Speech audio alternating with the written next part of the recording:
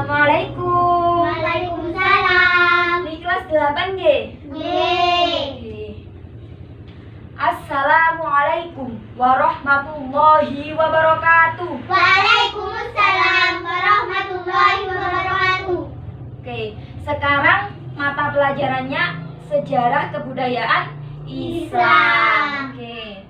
Sebelum memulai pelajaran hari ini, siapa yang di sini mau memimpin berdoa? Saya, Bu. Nggih, monggo Mbak Bilqis. Sebelum memulai pelajaran hari ini, marilah kita berdoa bersama. Nggih. Bismillahirrahmanirrahim. Alhamdulillahi rabbil alamin. Ar-Rahmanirrahim. Maliki yaumiddin. Iyyaka na'budu wa iyyaka nasta'in. Ihdinas siratal mustaqim. Siratal ladzina an'amta 'alaihim ghairil maghdubi 'alaihim waladdallin. Amin. Oke, di sini masih ingat gak kemarin Bu Guru ngasih tepuk apa? Tepuk semangat. Nggih, ayo kita mulai nggih, tepuk semangat. Tepuk semangat.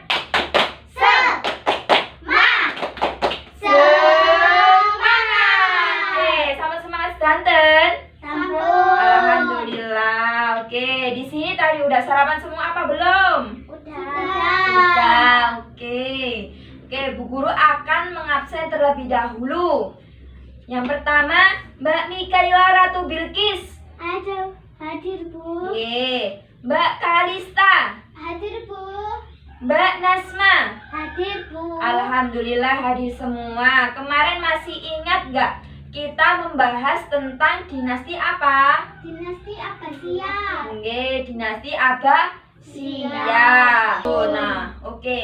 Di sini Bu Guru akan membahas kelanjutan setelah dinasti Abbasiyah jatuh, kemudian berdirilah dinasti atau daulah namanya Daulah Mamluk. Daulah Mamluk ini pada saat itu bertahan di Mesir, salah satu daulah yang bertahan di Mesir dengan kekuatannya yang pandai dalam memainkan pedangnya dan terampil dalam mengendarai kuda pada saat itu.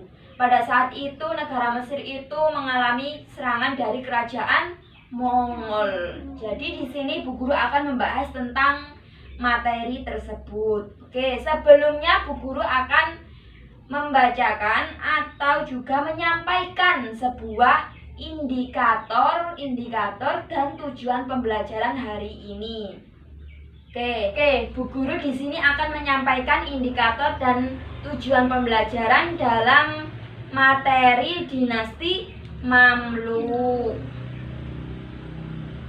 Ayo dilihat sini semua ya, biar mengetahui apa sih tujuan pembelajaran hari ini dan apa sih indikator-indikator dalam sejarah kebudayaan Islam pada materi Daulah Mamluk. Yang pertama yaitu peserta didik mampu meyakini nilai positif dari perjuangan Daulah Mamluk untuk membangun sebuah peradaban Islam. Di sini kita diajarkan nanti apa sih nilai-nilai positif yang ada dalam dinasti atau Daulah Mamluk ini. Kemudian yang kedua, peserta didik dapat meneladani sikap berani sebagaimana Daulah Mamluk. Daulah Mamluk pada saat itu sangatlah berani. Jadi sampean harus mencontohkan bagaimana sikap yang dicontohkan oleh Daulah Mamluk. Kemudian yang ketiga, peserta didik menunjukkan keberaniannya sebagaimana yang dilakukan oleh Daulah Mamluk. Sampean juga harus berani seperti halnya yang dicontohkan oleh Daulah Mamluk atau dinasti Mamluk. Yang keempat, peserta didik dapat menelaah materi tentang Daulah Mamluk dalam membangun peradaban Islam di Mesir. Jadi sampean harus mengetahui apa saja berdirinya dinasti Mamluk, apa saja pusat pada waktu kejayaannya dinasti Mamluk dan sebagainya. Yang kelima, peserta didik dapat menyajikan informasi sejarah berdirinya Daulah Mamluk dan perannya membangun peradaban Islam. nanti ada informasi tentang bagaimana caranya dinasti Mamluk itu bisa berdiri sampai berjuang. Pada saat itu ada serangan dari Mongol. Bagaimana berdirinya? Kok bisa berdiri pada saat itu? Pada saat itu dinasti Abbasiyah sedang hancur-hancurnya. Kemudian dinasti Mamluk berdiri dan kerajaan Mongol pada saat itu sangatlah menyerang. Kemudian ada perang salib juga. Perang salib juga nanti menyerang pada waktu itu. Kemudian yang selanjutnya tujuan pembelajaran. Tujuan pembelajaran yang pertama yaitu melalui pengamatan, peserta didik dapat meyakini adanya nilai positif dari perjuangan Daulah Mamluk untuk membangun peradaban Islam. Nanti sampean disuruh mengamati gambar. Di situ di buku paket ada gambar yang mana sampean harus mengambil nilai-nilai positif dari perjuangan Daulah Mamluk ini. Kemudian yang kedua, melalui pemberian contoh, peserta didik dapat meladani sikap berani dari Daulah Mamluk. Di sini nanti contohnya apa, sikap beraninya dari dinasti Mamluk itu apa saja nanti ada di sini. Kemudian melalui pemberian contoh juga peserta didik dapat menunjukkan keberaniannya sebagaimana yang dilakukan oleh Daulah Mamluk. Nah, di sini nanti contohnya nanti Bu Guru sebutkan. Kemudian melalui penugasan peserta didik dapat menelaah Daulah Mamluk dalam membangun peradaban Islam yang ada di Mesir. Nanti ada juga gimana tugas-tugasnya itu. Biasanya tugasnya ada di buku paket. Biasanya tugasnya melalui diskusi juga bisa, gitu nggih. Nah, ini. Kemudian selanjutnya setelah Bu Guru menyampaikan indikator dan tujuan pembelajaran, nah di sini Bu Guru akan menyampaikan garis besar dari materi hari ini. Oke, garis besar dari materi hari ini yaitu tentang Daulah Mamluk. Bisa dilihat di buku paketnya halaman 58. Monggo. Daulah Mamluk.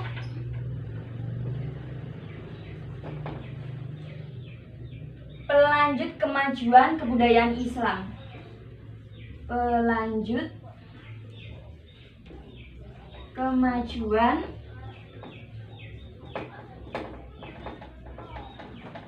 kebudayaan Islam.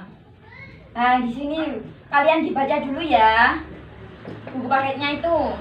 Nanti Bu Guru tanyai. Ayo dibaca dulu.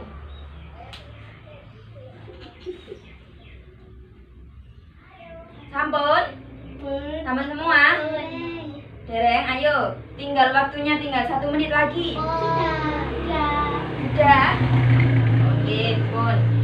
Oke, Bu Guru akan mengecek atau memeriksa kemampuan awal kalian. Tadi yang sudah membaca. Ya.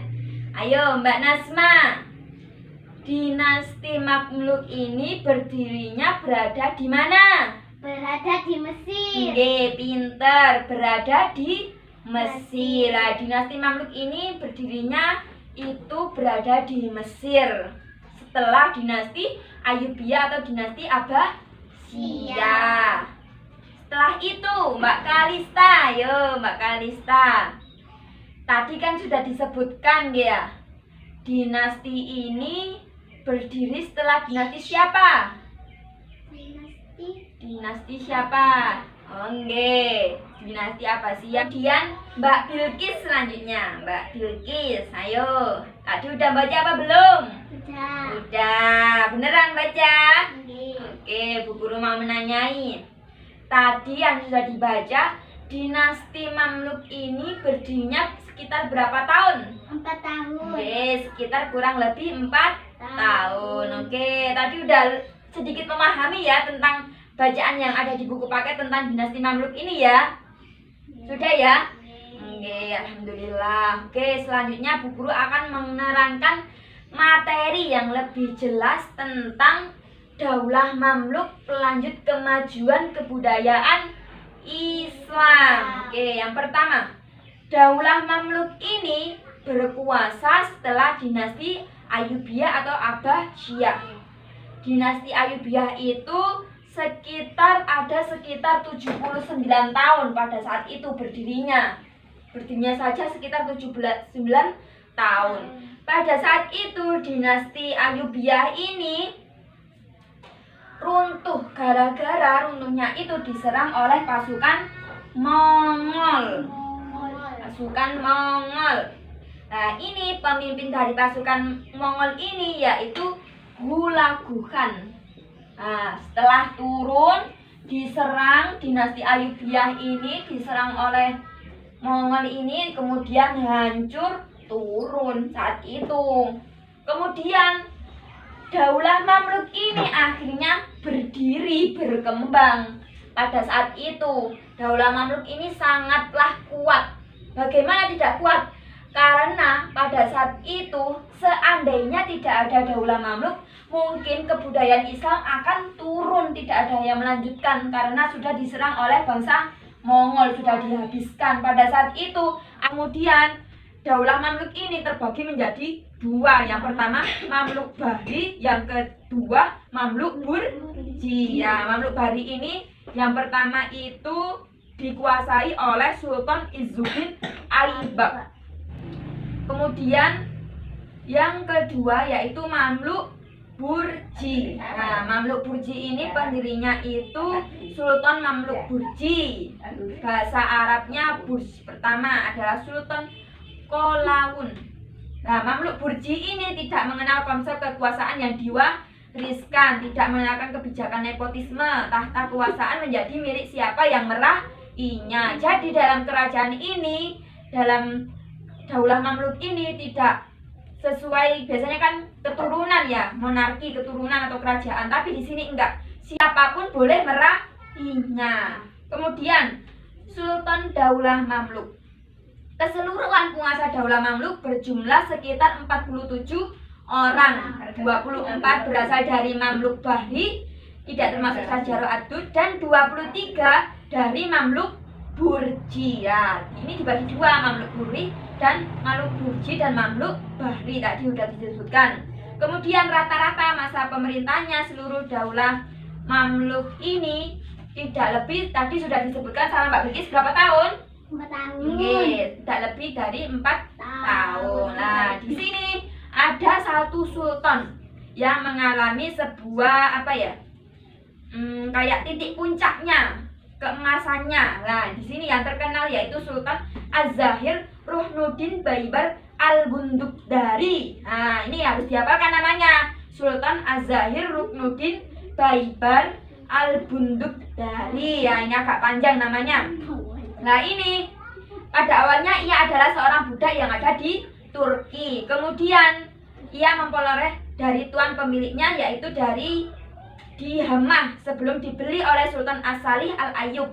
Baibar ini diangkat menjadi pemimpin pasukan pengawal oleh Sultan As-Salih Al-Ayyub. Bahkan karir militernya berjalan mulus hingga ia berhasil menjabat sebagai komando militer tertinggi. Ya, di sini pada saat itu Daulah Mamluk memiliki masa keemasan.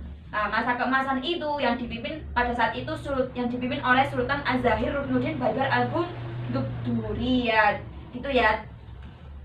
Lah, sultan ini kenapa kok dibilang masa keemasannya?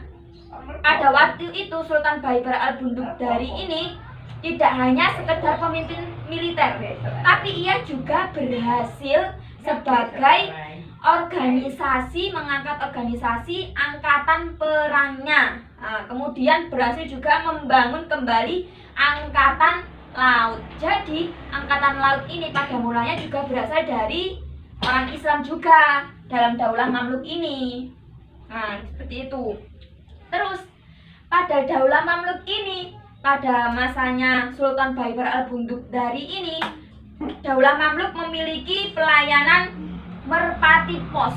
Nah, di sini Daulah Mamluk mempunyai merpati yang bisa mengantarkan surat. Betapa hebatnya pada saat itu ya Daulah Mamluk memiliki merpati. Sekarang saja sudah tidak ada merpati yang bisa mengantarkan surat. Dulu itu ada, pas waktu Daulah Mamluk berdiri itu ada merpati yang bisa mengantarkan suratnya. Saking hebatnya kepemimpinannya Sultan Baibar Al-Bundukdari sampai bisa mendirikan atau membuat pelayanan merpati pos. Kemudian kemajuan peradaban Islam pada masa Daulah Mamluk. Yang pertama yaitu ada bidang ekonomi. Pada daulah bidang ekonomi ini, Daulah Mamluk membuka hubungan dagang dengan Perancis dan Italia. Nah, ini kehebatannya dari Daulah Mamluk itu bisa membuat hubungan dagang dengan Perancis dan Italia melalui jalur perdagangan yang sudah dirintis oleh Daulah Fatimiyah dahulu. Kemudian di samping itu hasil pertaniannya pada masa Daulah Mamluk ini juga sangat meningkat pada saat itu. Kemudian yang kedua yaitu seni bangunan. Daulah Mamluk juga banyak mengalami kemajuan dalam bidang seni bangunan pada bidang arsitek yang pada saat itu berada di Mesir. Daulah Mamluk ini berhasil membangun sekolah dan masjid-masjid yang indah hingga saat ini masih ada kehebatan dari Daulah Mamluk itu. Kemudian Daulah Mamluk juga berhasil membangun villa, rumah sakit, dan perpustakaan. Saking hebatnya pada saat itu sistem arsiteknya Daulah Mamluk. Kemudian dalam bidang ilmu pengetahuan. Nah, ini pada bidang ilmu pengetahuan Daulah Mamluk ini sangat berkembang, seperti hanya ada sebuah ilmu sejarah, kedokteran, astronomi, matematik, dan ilmu agama. Lah, di sini pada masa Daulah Mamluk ini tercatat nama-nama besar orang yang pintar dalam bidang itu seperti Ibnu Khalikan, Ibnu Taghribardi, Ibnu Khaldun, dan lain-lain. Itu termasuk tokoh-tokoh Islam yang memulai kemajuan pada saat itu. Kemudian yang selanjutnya runtuhnya Daulah Mamluk. Belum sampai 4 tahun Daulah Mamluk ini mengalami sebuah keruntuhan karena tidak stabilnya dalam administrasi negara. Akhirnya ada sebuah faktor-faktor tertentu yang ingin menghancurkan Daulah Mamluk pada saat itu, sehingga Daulah Mamluk ini mengalami sebuah masa kemunduran atau keruntuhan. Oke, di sini Bu Guru akan menayangkan sebuah video tentang Daulah Mamluk. Nanti salah satu dari kalian harus bisa menyimpulkan, nanti Bu Guru tunjuk ya. Ayo diperhatikan. Dalam kejatuhan dinasti Abbasiyah di Baghdad. Dinasti ini termasuk dinasti penting Utsmani. Oke. Nah, di situ tadi. Ayo, siapa yang bisa menyimpulkan? Saya, Bu. Oke, monggo. Kesimpulannya yaitu dinasti Mamluk berdiri setelah dinasti Abbasiyah yang berhasil meneruskan perjalanan kebudayaan Islam.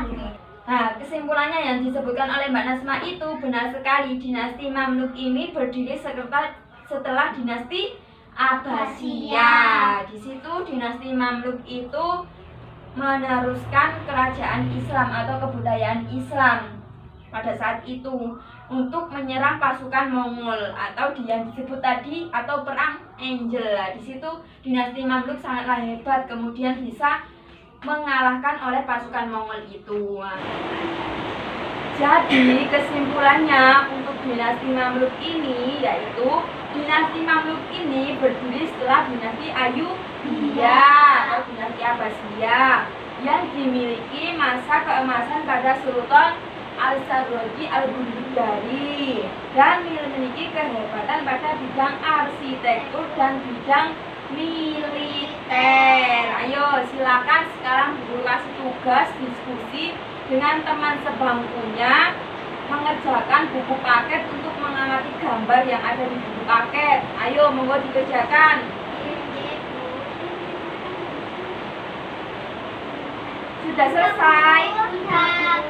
Oke, sekarang di sini siapa yang mau bertanya dan belum memahami tentang materi dinasti Mamluk ini? Monggo angkat tangan. Oke. Mengapa pada masa Daulah Mamluk ini disebut masa melaju kebudayaan Islam?